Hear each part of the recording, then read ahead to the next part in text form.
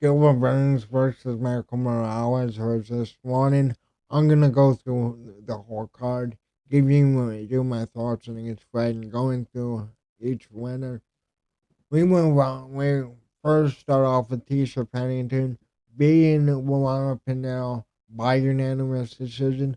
This fight basically went how I thought it would go, with Tisha Pennington outlanding Pinell on the feet. Pinero was trying to get a hold of Tisha Pennington all round one, but Pennington's takedown defense worked well. She was able to find the range. Pinero worked better in round two, started to establish a bit of a game on the feet, was landing a lot of good strikes, but Pennington was still pushing the fight, was still moving forward, landing her own strikes. And from that one round, Pinero gassed out. Couldn't even drink water properly in her corner, which I'm not about to be somebody with cerebral palsy mocking somebody for how they drink water. Round three, Pinero took the center of the cage, and she was really working for it. Pressed Tisha Pennington, landed some trip takedowns late, wasn't able to do much off of him. Uh, but one of them was able to get Pennington to the ground, where she went for the arm, couldn't get it. Both got back to the feet until Pinell ends the round with another takedown. Go to the judges. Tisha Pennington wins by unanimous decision.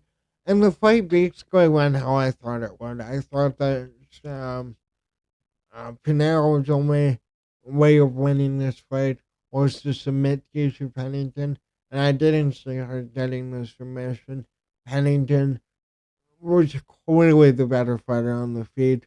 Really good win for the life of former champion Raquel Pennington, as John Anik would say. We move on to Hung Sung Park, winning by first round rear naked choke.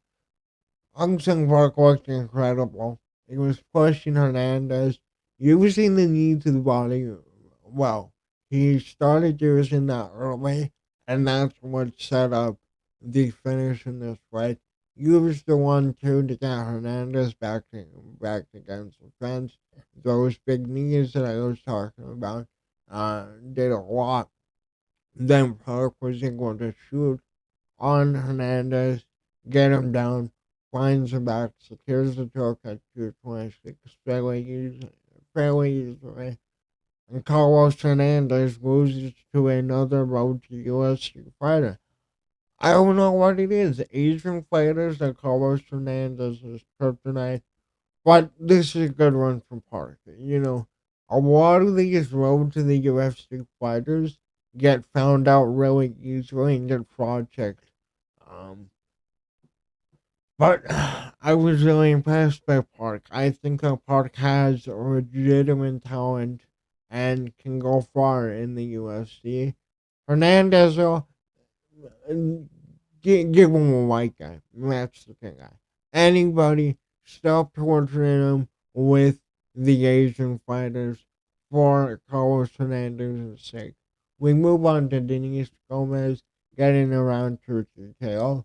This wasn't a fight. Gomez instantly established she was a better fighter, she had more power, and she was a better grappler.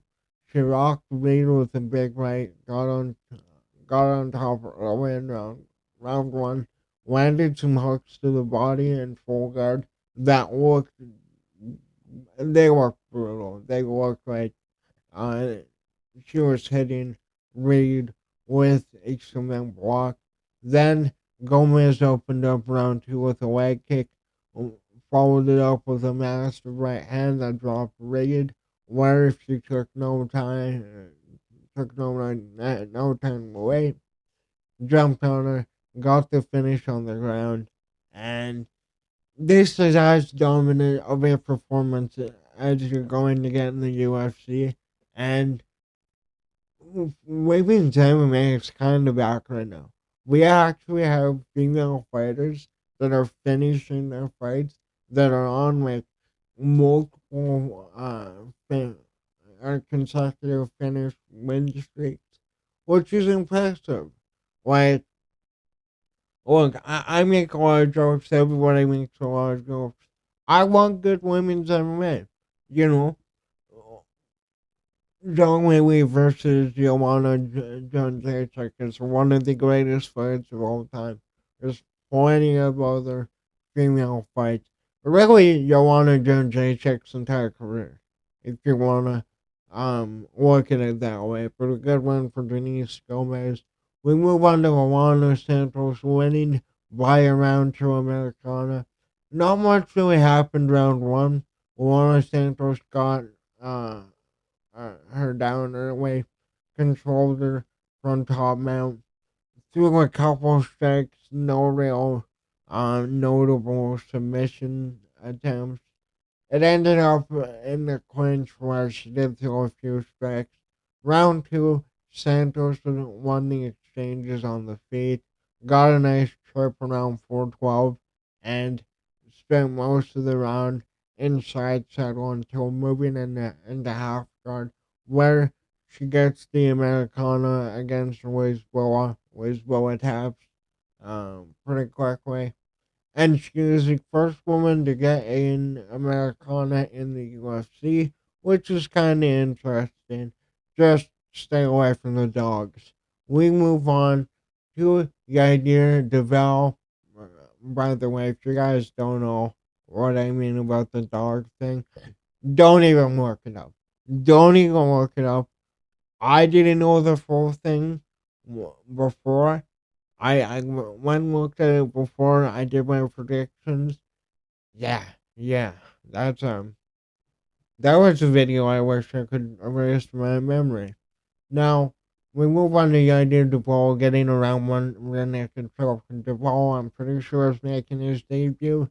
Started off really good on the feet, established his jab early, which is again major. I, everybody says it. Every analyst of the sport says it. Your jab. The jab is the most important fucking thing in MMA. You guys know I had an absolute.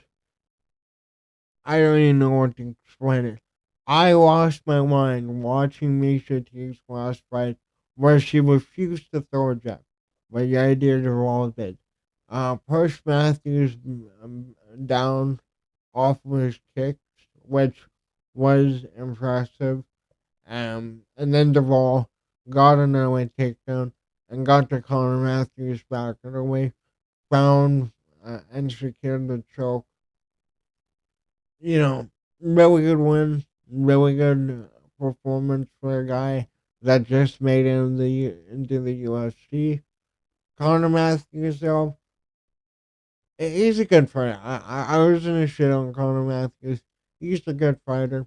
Really good performance by the idea of Duvall.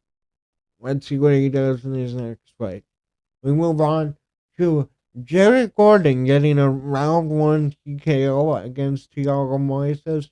Gordon looked incredible in this fight. Got an early takedown, tried to get a hold of Moises' arm to go for either an Americana or an armbar. Gordon got a cut on his forehead halfway into the round.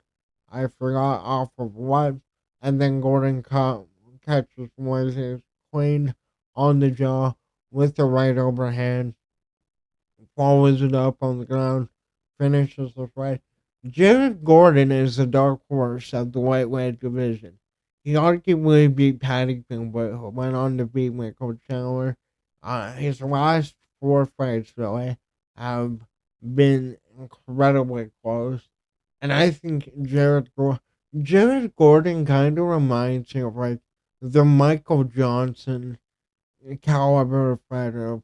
You know, they may never be like the top number one, number two, number three contender, but you know they could drag the best in the division through dirty waters and even beat some of them. That's kind of the career trajectory I think Jared Gordon has. What a good win for him. beating Thiago Moises, a guy that has been in the UFC for years and, has a good record in his own right. We move on to Gabe Green getting a rear naked choke in round two. Camilo started off the fight the way that most of us expected, throwing bombs, big hooks, mixing some jabs, some overhands, and then he was ripping to the body really well, which I think that people do not utilize shots to the body as much as they should. You look at what it did against DC in the second Jones fight and the second and third Stipe fight. Body burp isn't gonna come out. Body strength, especially roundhouses to the body, they really gas you up quickly. Um, but Green then staggered Camilo with a hook, ended the round on the feet. But Green worked. I thought that Green won that round. Round two, Green rushed Camilo, hit him with some big hooks. Camilo then shot on Green, tried getting into a triangle off of the back. Green then gets out and gets to the back, taps Camilo with a rear naked choke. A really good win against a guy that had a lot of hype coming into this fight. And Gabe Green is a beast, man. He has power. And to be able to eat the shots that he did against Camilo, really impressed me. So a good win for Gabe Green. We move on to Malcozzo Costa defeating Juliana Rosa. And I wrote robbery decision just because my favorite fighter didn't win. And I genuinely thought that Juliana Rosa won this fight. Um, it's my channel, my reaction. Get fucked. But Costa started off the fight kicking the legs, as most fighters do. Arosa was the one pressuring though. He was the one pushing Costa throughout the entire fight. Established his jab. I know I've been saying that a lot lately, but again, it's just crazy how so many fighters don't know how to do it. Arosa then split throwing an elbow where Costa threw a knee that backed up Julian Arosa. Arosa then landed a takedown late into the round. Wasn't really able to do anything of note with it. Then round two, Costa was landing some good boxing combinations on the feet. 1, 2, mixing up between the head and body. And then Arosa got him down once again and held Costa against the cage. Again, it's just a part of MMA now. Holding fighters against the cage is a legitimate strategy that fighters use. And I thought that Costa was much more effective with his jab. Arosa then ended the round with a good three. Then in round three, ended round two. We go into round three, where Arosa was showing some urgency, was trying to get Costa out of there, used the clinch, and was hunting for the finish. And he was walking forward, blowing with Malcozzo Costa. And yeah, once again, another spelling mistake. I don't give a shit. Um, I I honestly thought Julian Rosa won this fight.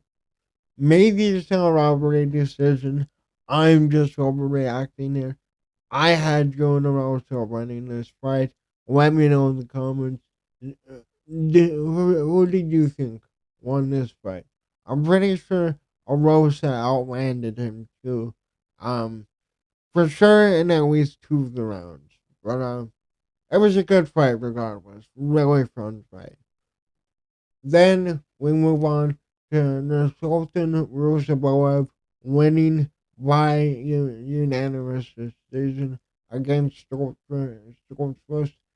Stoltzfus was able to open round one, immediately getting a takedown.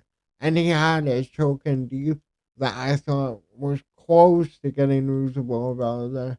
But Ruzabov finally get on top, so of course they got on top, did some damage, and then once we got up, Ruzabov started trading and winning on the feet. In round one though, Stoltz was he definitely showed that he had a way with the grappling. And then in round two, Stoltz was able to get him back down early and was trying to work the neck. Rusev then was able to reverse the position and start doing some serious damage, landing a lot of shots from full guard. Schwartz then was trying to get Ruzabov's leg as Ruzabov was trying to stand up, which resulted with Ruzabov staying in the guard and landing on ground and pound. Round three, they just stood and brawled, and it was really fun. Um, Schultz was then around the 2 minute mark, got a takedown, and ended the fight in control. But I thought Roosevelt did more in the first two rounds, even with that choke, which you gave him this win. And, you know, Roosevelt is a beast. A lot of people only look at the walking Buckley loss, which, again, is aging really well because walking Buckley is one of the top guys at welterweight. And you have Roosevelt who I'm pretty sure fights at welterweight and middleweight. I could be wrong. But he walks away with a win in a really fun fight. Then we go to Marion Santos versus Sadiq Youssef. Another fight I kind of was surprised by. But Youssef moved quickly in this fight. He was really quick on the feet and got some early reads on Marion Santos.